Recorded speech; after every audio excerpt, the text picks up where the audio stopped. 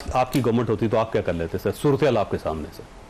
देखें चौधरी साहब, मेरा ख्याल है कि जिस तरह इन्होंने आईएसआई और आईबी को इन्वॉल्व कर दिया है, लोगों जजेस के बेडरूम्स में कैमरे लगाएं, जजेस के रिश्तेदारों को उठाएं, हमारी पीटीआई को क्रश करें, किंग्स पार्टियां बनाएं, जेल अथॉरिटीज़ के पास बैठ के वहाँ कौन इमरान खान को मिलने आता है, कौन नहीं मिलने आता, वो उसको विज़िट करें, मुझे और आपको के ख़िलाफ़ सर्वेलेंस करें, पीटीआई के घरों में छापे मारें। अगर आईएसआई और एमआई और आईबी का ये काम रह गया ना, मेरी एक आपके ज़रिए गुजारिश है, मैं बैरिस्टर साहब ये असम्बली बंद करें।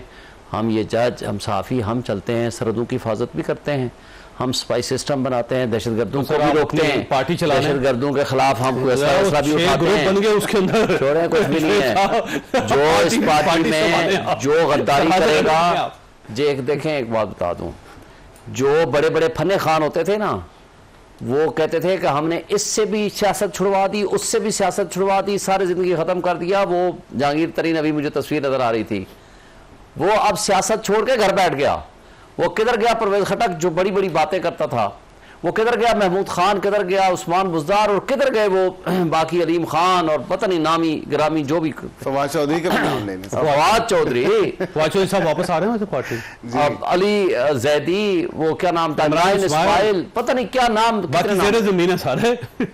जो लोग आज मुंह दिखाने के काबिल नहीं है पब्लिक में, मैं एक बात बता दूं, जो भी गद्दारी करेगा इमरान खान के साथ, नजरिए के साथ, अपनी काज के साथ, वो इस अंजाम से भी बदतर अंजाम में जाएगा। एक बात तय है, कोई भी नहीं है यहाँ, एक आध को बंदा होगा तो अपनी हरकतों से बाज नहीं आएगा, लेकिन मैं नाम नहीं लेना चाहता, लेकिन एक बात कहना चाहता हूँ, पूरी पार्टी मुत्तहद है। आज भी हमने बड़ा सख्त एक्शन लिया है, कोर कमेटी में हमने कहा है कि जिसने डिसिप्लिन को वायलेट कर रहा है या करेगा, he will be out from the party. आज हमने रेजोल्यूशन पास की है। एक बात आपको बताऊं, दूसरा वायलेशन किस टाइप की? कोई भी जो इनडिसिप्लिन करेगा, किसी पार्टी की मर्जी के बगैर बयान दे देगा कोई, हाँ, ये भी उसमें इंक्लूडेड है, ये भी उसमें इनडिसिप्लिन में आता है। एक बात बता दूं, हमने मुल्क को बहुत बेहतर तरीके से चलाया था। इन लोगों ने 1.5 साल पहला, और जो अब या जो बीच में इनके नॉमिनीज बैठे थे जिन्होंने गंदम स्कैंडल में माल खा गए, या जो अब इनके हिस्सेदार हैं, इन लोगों ने इस मुल्क को तबाह व बर्बाद कर दिया। 25 करोड़ आवाम का रहना दो भर कर दिया। आज रिपोर्ट ये थी कि 119% इजाफा हुआ है ब्रेन ड्रेन में, ये इस साल की रिपोर्ट है। बात यह है कि लोग पैसा लेके भाग रहे हैं, लोग प्रोफेशनल जहां मुल्क छोड़ के भाग रहे हैं। ये मुल्क यार खुदा के लिए इसको मफ्तूआ मुल्क मत बनाएं। इन्होंने तो मफ्तूआ मुल्क जो होता है ना, जो कौम गुलाम कौम होती है ना, वो भी कहते हैं यार इनको सांस लेने और जिंदा रहने का मौका दो, ताकि कुछ कमाएंगे तो हमें भी देंगे। इन लोगों ने तो जिंदगी जिंदा रहने का हक छीन लिया है। आपकी वर्ल्ड बैंक की रिपोर्ट ये कहती है कि आधी आबादी आपकी सतह गुर्बत से नीचे चली गई है और मुस्तकिल ये बढ़ रही है। अगले साल तक 1.5 करोड़ अफराद और चले जाएंगे। यार ये कोई तरीका कार कौन सा है? और बड़े वाले जो लोग हैं उनके लिए याशा बढ़ती चली जा रही है, बिलियंस ऑफ रुपीज आपने 5 अरब 60 करोड़ रुपए आपने सिर्फ एडवर्टाइजमेंट में रख दिए। यार शर्म से डूब मरो तुम। ये तरीका कार है। और पिछले साल इनकी हुकूमत ने 11 अरब रुपए सिर्फ एडवर्टाइजमेंट के लिए रखे थे। लोग भूख से मर रहे हैं और आप सिर्फ अपनी एडवर्टाइजमेंट और अपनी तस्वीरों के पीछे लगे हुए हैं। मुझे ब्रेक लेने लेकिन बैरिस्टर साहब आपके पास सवाल छोड़ के जा रहा हूं कि कोई एक तबका तो मुतमईन होना चाहिए था कि आप बहुत बेहतर काम कर रहे हैं, लेकिन इस वक्त कोई एक तबका, इवन आपकी पार्टी भी आपके साथ नहीं है, तो अकेले आप कैसे चलेंगे? छोटे से ब्रेक और ब्रेक के बाद दोबारा खुश आमदीद। बैरिस्टर साहब आप देख लें, आपकी पार्टी के लोग आपसे नाराज, ताजर आपसे नाराज, सनतकार आपसे नाराज, किसान आपसे नाराज, मुलाजम पेशा जितने लोग हैं सारे आपने खिलाफ कर लिया, अपने प्राइवेट सेक्टर आपने अपने खिलाफ कर लिया। पाकिस्तान तहरीक इंसाफ सड़कों पे, ताजे सड़कों के ऊपर, बिजली का बिल जो है, मेरा नहीं ख्याल कि अगर आप भी अपनी जेब से देते होंगे तो आप दे पाएंगे। तो इस सारी सूरत हाल में सर गवर्नमेंट का फ़ायदा क्या है? सर जिस तरह आपने जैसा मेंशन किया कि ये सारे तबके हमसे नाराज़ हैं, मैं नहीं समझता कि हाँ वक्ती तौर पे शायद नाराज़गी ज़रूर हो सकती है, लेकिन थोड़ा सा इसके अकब में अगर देख लिया जाए कि पिछले तकरीबन 2 से 3 माह में जो महंगाई में तदरीज जो है कमी आई है, 38%, जिस तरह मैंने जिक्र किया, इन्फ्लेशन 11% है, लेकिन ये जो वो आगे हुआ है ना, वो बड़ा अप्रिशिएट किया तमाम तर तबकात ने, और तमाम तर जितने वॉक्स ऑफ लाइफ से लोग हैं उन सब ने कहा जी मजा आ गया, जी जबरदस्त हो गया, बल्ले बल्ले हो गई, और ये नून लीग ने काम कर दिखाया। ये डेफिनेटली एक महंगाई की किसने थे?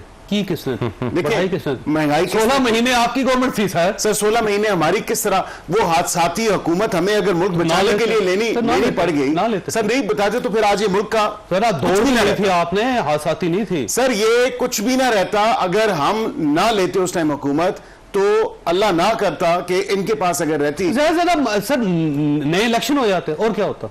आज आप देख रहे हैं असेंबली डिसॉल्व होगी थी, आप आ जाते हैं। वाले का क्या हाल है जिनकी कोई भाई economic 6.2% की जीडीपी को आप माइनस पे ले आए। मतलब आप कहते हो मुल्क नहीं चल रहा था। $24 बिलियन हमारे पास रिजर्व था। अगर तमाम पॉलिसी अपना लेते तमाम इनकी पॉलिसी IMF के पास ना जाते फिर क्या? तमाम इंटरनेशनल वॉच डॉग्स ने कहा उस वक्त 0 से 5% चांस ऑफ डिफॉल्ट था।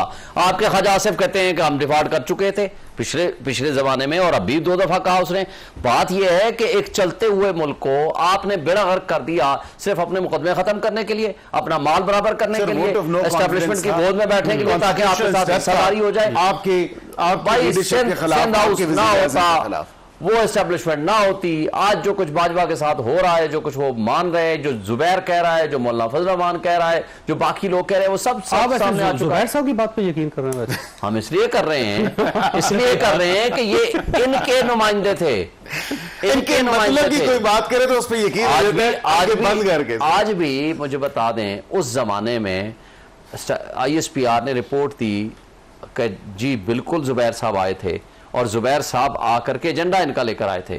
वो तो एडमिटेड बात है। जुबैर साहब ने कहा कि मियां साहब की मुलाकात हुई और फिर बाद में मुकर गए। उन्होंने कहा नहीं, ऐसे तो मेरे पास कोई सबूत नहीं है, मुलाकात नहीं हुई। तो ये हवा में जो बात है, तो ऐसे तो आप बातों को यकीन ना। वैसे जुबैर साहब आपकी पार्टी में आ रहे हैं, आपको पता? मेरे नॉलेज में नहीं आ रहे हैं सर। उनके आरिफ अलवी साहब उनके सिफारिशी है, मैं आपको बता रहा हूँ। वो तो खान साहब इजाजत देंगे तो आएंगे ना।